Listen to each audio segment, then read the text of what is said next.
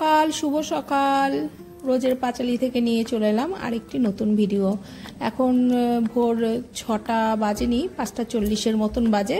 আর ওই সূর্যমামা উঠে গেছে, আকাশটিও পরিষ্কার, একদম পরিষ্কার আকাশ। মেঘ আছে, বিশ্বাস করা কিছুই যায় না। চলুন এবার রান্নাঘরে যাই।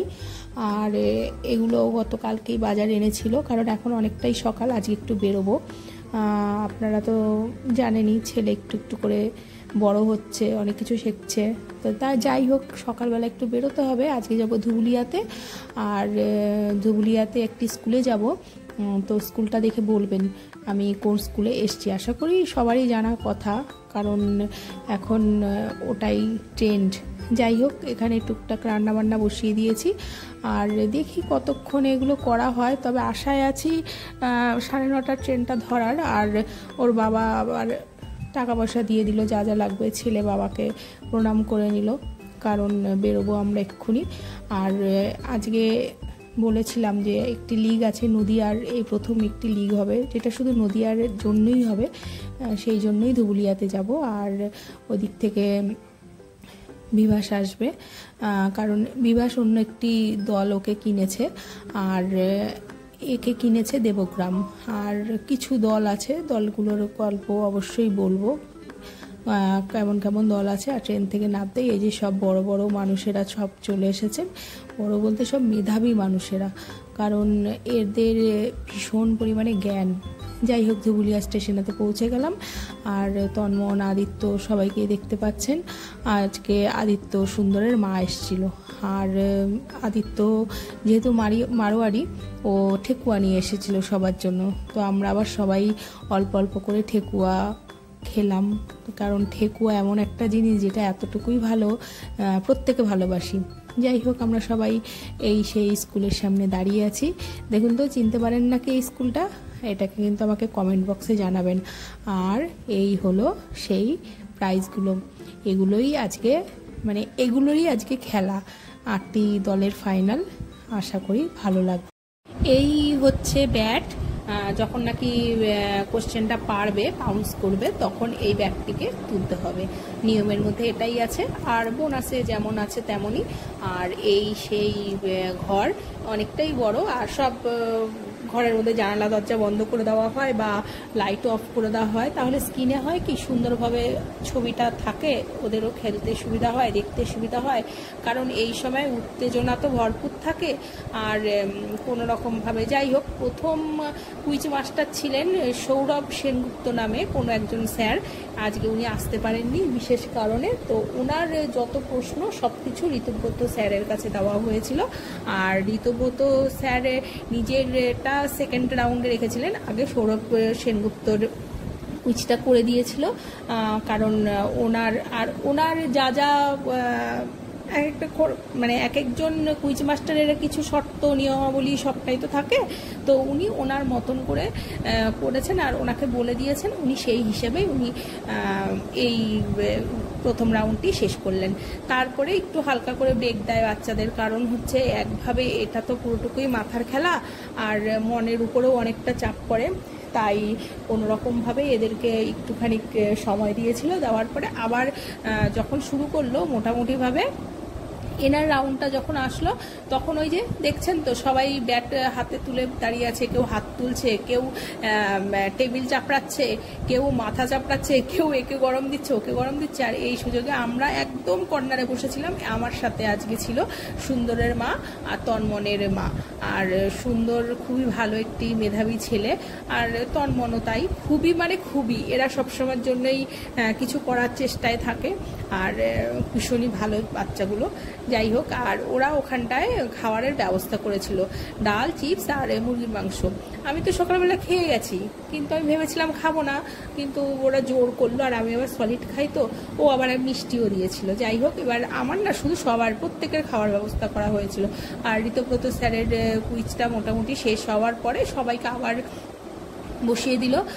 খাওয়া দাওয়ার পরে সবাই একটু ঘুরলাম, যেমন হয় আর কি, একটু তো সময় দিতে হয়, সব তো আর প্রেশার একসাথে দেওয়া হয় না, কারণ 4টি রাউন্ড হবে, 25টি করে কোশ্চেন, আর এখানটায় 100টি কোশ্চেনের খেলা হয়। এখন পিনাকি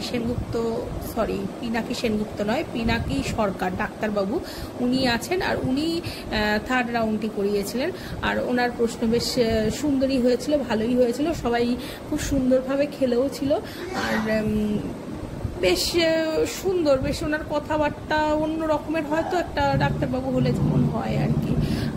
ভীষণই ভালোভাবে ছেলেমেয়েরা খেললো। আর এখানে কয়েকজন বয়স্ক লোকও ছিলেন যারা প্রচুর খেলেন। আর কোশ্চেনের মতনই হয়েছিল, সব কিছু তো আর তুলে ধরা সম্ভব না। দুপুর গড়িয়ে তো বিকেল হয়েই গেল। এইবার ভালো হলো ব্যাপারটা, কারণ হচ্ছে লাইটটা যত আলো কম থাকবে তত খেলাতে সুবিধা হয়, কারণ স্ক্রিনটা ভালোভাবে দেখতে পারে। আর এইদিকে লিখতে গেলে তখন তো একটা আলোর ব্যবস্থা, সেটা তো পরের গল্প, কারণ উত্তেজনা তো অনেক রকমই থাকে।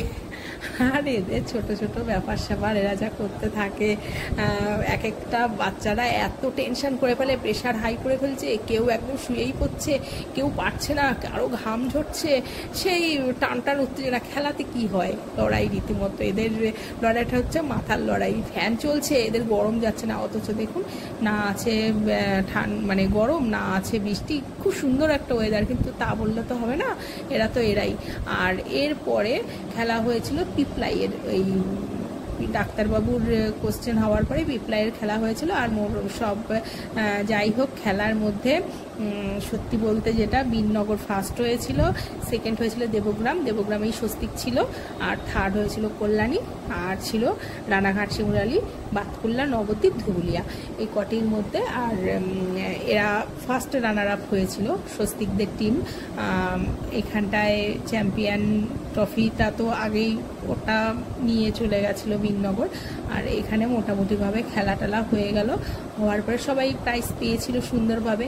আর প্রাইজ পেয়ে এবার বাড়িতে যাওয়ার পরে অনেকটাই রাত হয়ে গেছে ধুবুলিয়া তো, আর ওখান থেকে আমরা বাড়িতে ফিরবো, তার জন্য সবাই একটুখানি মজা না করলে তো হয় না। এত কষ্টের ফলে এতটুকু পেয়েছে, এতগুলো বাচ্চা, প্রায় 80 জন লোক ওখানটায় ছিলাম হয়তো। তারপরে ডাক্তারবাবু নিজেই সবাইকে প্রাইজগুলো দিয়েছিলেন। আর এরা সবাই একটা গ্রুপ ফটো না নিলে হয়, স্বাভাবিক, সবাই তো চাইবে, এত সুন্দর একটা লিগ খেললো, তো গ্রুপ ফটো নিল। নেওয়ার পরে সবাই যে যার মতো নিচে নেমেও সেই একই গল্প, আবার সেই গ্রুপ ফটো, ভিডিও। ওদের এবার কি এত হাড্ডাহাড্ডি লড়াই, 301 আর 300-র মধ্যে দিয়ে খেলাটা হলো, কাউকে না কাউকে তো ফার্স্ট হতেই হবে না। তো ঠিক আছে, এটা হয়েছে, এরপরের বার আবার ভালো হবে। আর এই আমরা নেমে গেলাম, নেমে যাওয়ার পরেও আবার নিচে নেমে সবাই ওই রকমভাবে ছবি তোলা শুরু করলো, কারণ এখান থেকে আমরা আবার বাস ধরবো, আর নইলে টোটোও ধরবো, এরকম পরিকল্পনা ছিল। আর এ হচ্ছে রণজিৎ, খুব ভালো একটি ছেলে। আর এই যে সবাই মাঝখানে যে লম্বা মতন ছেলেটি আছে, এ হচ্ছে এই দলের ক্যাপ্টেন। আর আরও 2জন ছিলেন, স্নেহাশিসদা, আরও 2জন, ওরা আবার আগে চলে গেছিলেন। তো আমরা বাস পেয়ে গেছিলাম, টোটো আর পাইনি। বাসে করে এই যে সেই ট্রফিটা হাতে নিয়ে চললাম। কিন্তু বিভাস মাঝখানে রাস্তায় নেমে গেছে, বিভাসের বাড়িটা তো অন্যদিকে, আর আমি আমার মতন করে বাড়িতে আসবো, তাই এই যে বিভাস নেমে গেল। আর এইবার আমাদের বাড়ির ফলে রাস্তায় খুব খিদে পেয়েছিল বলে একটা বাপুজি কেক কিনেছিলাম। আর এবার বাড়িতে এসে আবার ফোন করে বলা হলো যে বাড়িতে চলে এসেছি।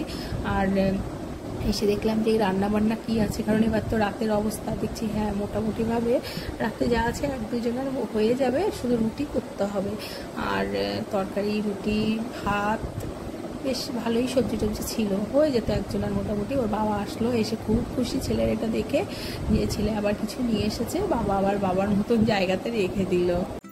আমি ততক্ষণে রুটি আর আলু ভাজা করে নিলাম, আর আমরাও খেয়ে নিলাম, খিদে পেয়েছিল যতই হোক না কেন। আর তারপরে একটু জয়দেব এসেছিলো, এসে ও বললো যে রুটি খাবে, ওর মাঝে মাঝে একটু বসে, বন্ধুত্বর মধ্যে যা হয়। আর এসে দেখে খুবই খুশি, সাথে সাথে ওকে বললো যে তাহলে এরাও তোমার বই কেনার টাকা তোমাকে আমি দিলাম।